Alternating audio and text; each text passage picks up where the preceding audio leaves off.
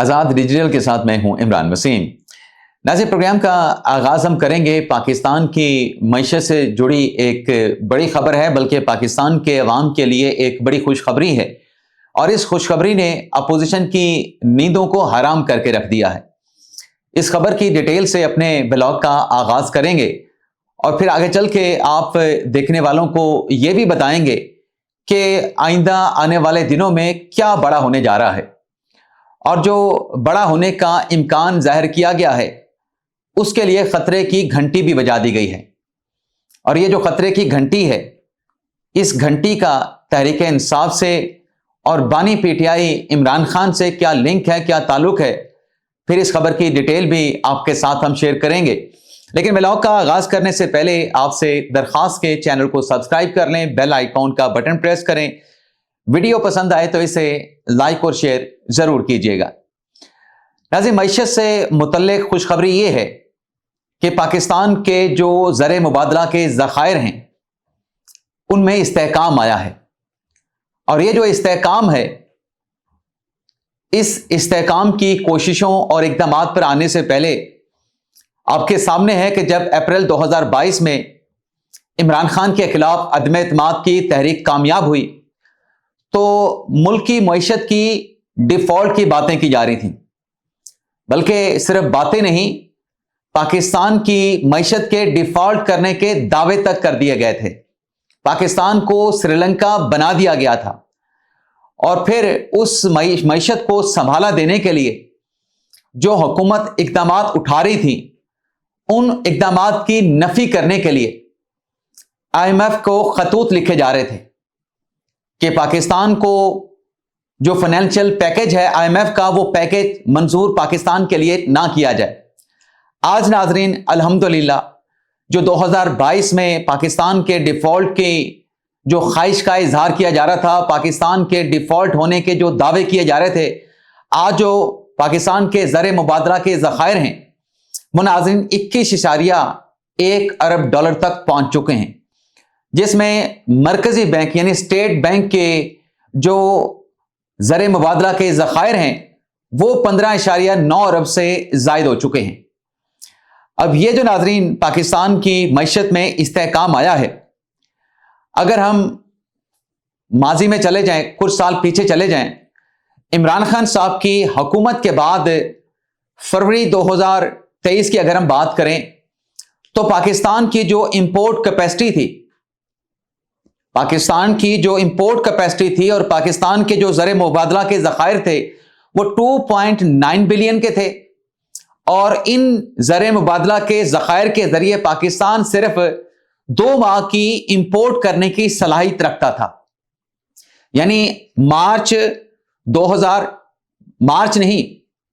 फरवरी 2023 में अगर पाकिस्तान अपने ज़र मुबादला के ज़खायर से 2 हफ्तों के लिए इंपोर्ट करता है और मजीद पाकिस्तान को डॉलर्स नहीं मिलते, रेमिटेंसेस नहीं आते,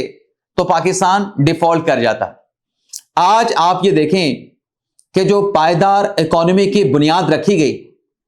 अप्रैल 2022 के बाद, आज पाकिस्तान की जो इंपोर्ट कैपेसिटी है वो 2.6 माह से तजावज कर चुकी है और जो पाकिस्तान के ज़र मुबादला के ज़खायर हैं पिछले कुछ सालों की तारीख की बुलंद तरीन सतह पे हैं। यानी 5 गुना इजाफा हुआ है अगर आप अप्रैल 2022 से काउंट करें या आप फरवरी 2023 से काउंट करें, पाकिस्तान के ज़र मुबादला के ज़खायर में 5 गुना इजाफा हुआ है। यहां पर अभी भी बहुत सारे लोग जो है ये सवाल करते हैं कि जो मुआशी तरक्की की रफ्तार है वो बड़ी सुस्त है, शरह नमू बहुत कम है, लेकिन ये जो सस्टेनेबल मुआशी तरक्की के जो इक़दामात उठाए गए हैं, इसकी अगर आप एक और पिक्चर देखें कि 2015 में, बल्कि 2015 से लेकर 2022 तक जो पाकिस्तान की इकोनॉमी थी उसमें यह हो रहा था कि आपका जो कर्ज है, जो बैरूनी कर्जा है, वो बढ़ता चला जा रहा था और जो आपके ज़र मुबादला के ज़खायर हैं वो हर गुजरते दिन के साथ उसमें कमी आ रही थी। लेकिन अप्रैल 2022 के बाद ये सूरत हाल तब्दील हो चुकी है, बल्कि उलट हो चुकी है। اب جو بیرونی قرضوں کا جو دباؤ تھا وہ دباؤ بھی کم ہوا ہے اور زر مبادلہ کے جو ذخائر ہیں وہ ذخائر بھی آج پچھلے چند سالوں کی بلند ترین سطح پہ آ چکے ہیں۔ اس کی وجہ کیا تھی؟ یہ جو لوگ سوال کرتے ہیں نا کہ جو شرح نمو ہے وہ بہت کم ہے، معاشی ترقی کی رفتار بہت سست ہے، اس کی وجہ یہ ہے کہ عمران خان صاحب کے دور میں یا اس سے کچھ سال پیچھے بھی چلے جائیں تو ہماری جو اکانومی تھی وہ امپورٹ اکانومی تھی، اور امپورٹ اکانومی ناظرین ایک ایسی آپ یوں سمجھیں کہ معیشت ہوتی ہے جہاں پر آپ کو شرح نمو تو بڑی اچھی نظر آ رہی ہوتی ہے کہ 6 پوائنٹ سم تھنگ آپ کی شرح نمو ہے، لیکن الٹیمیٹلی جب آپ کے پاس ڈالر کم ہوتے چلے جاتے ہیں تو آپ کا کرنٹ اکاؤنٹ جو ڈیفیسٹ ہے وہ بڑھ جاتا ہے، اور پھر آپ جا کے ایک جگہ پہ جا کے آپ کی معیشت جو ہے وہ بلاک ہو جاتی ہے، آپ کو پھر بیرونی قرضوں پہ انحصار کرنا پڑتا ہے۔ لیکن یہاں پہ آپ کو جو معاشی جو شرح نمو ہے اگر آپ کو وہ کم نظر آ رہی ہے، لیکن اس کی وجہ یہ ہے کہ جو امپورٹ اکانومی ہے اس پہ انحصار نہیں کیا جا رہا۔ جو ڈالر باہر سے امپورٹ کے لیے خرچ کیے جا رہے تھے اب وہ ڈالر جو ہے اس شرح کے ساتھ خرچ نہیں کیے جا رہے، بلکہ ایک توازن جو ہے وہ پاکستان کی اکانومی میں پاکستان کی اکانومی میں لایا گیا ہے کہ کس حد تک ہم نے امپورٹ کرنی ہے، ملک کی معیشت کو کس حد تک ہم نے امپورٹ اکانومی رکھنا ہے، اور کس حد تک ہم نے جو ہماری اپنی پروڈکٹس ہیں اس کے اوپر انحصار کرنا ہے۔ تو یہ جو معاشی شرح نمو کے سوالات اٹھائے جاتے ہیں کہ بہت کم دکھائی دے رہی ہے، معاشی ترقی بہت کم ہے، ٹھیک ہے رفتار کم ہوگی، لیکن یہ پائیدار معاشی استحکام کی علامت ہے۔ ابھی جو آپ کو رزلٹ نظر آ رہے ہیں آئندہ آنے والے دنوں میں یہ معاشی استحکام آپ کو مزید آگے چل کے نظر آئے گا۔ اب ناظرین آتے ہیں جو سیاسی خبریں ہیں، جو تحریک انصاف سے جڑی خبریں ہیں۔ معاملہ ناظرین یہ ہے کہ جو تحریک تحفظ پاکستان کے پلیٹ فارم سے جو 2 روزہ آل پارٹیز کانفرنس بلائی گئی، اس کانفرنس میں تو محمود خان اچکزئی اس اتحاد کے سربراہ ہیں،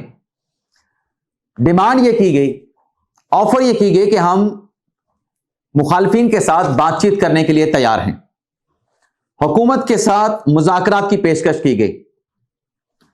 اور دوسرے جو پاکستان تحریک انصاف کے چیئرمین ہیں جناب بیرسٹر گور صاحب، ان کی طرف سے بھی کہا گیا کہ جو ہم خیال سیاسی جماعتیں ہیں انہیں اپنے ساتھ ملانے کے لیے ہمیں ایک کمیٹی بنانی چاہیے۔ اور بیرسٹر گور صاحب نے یہ بھی کہا کہ اگر ہم بات کریں گے تو بات سے بات بنے گی،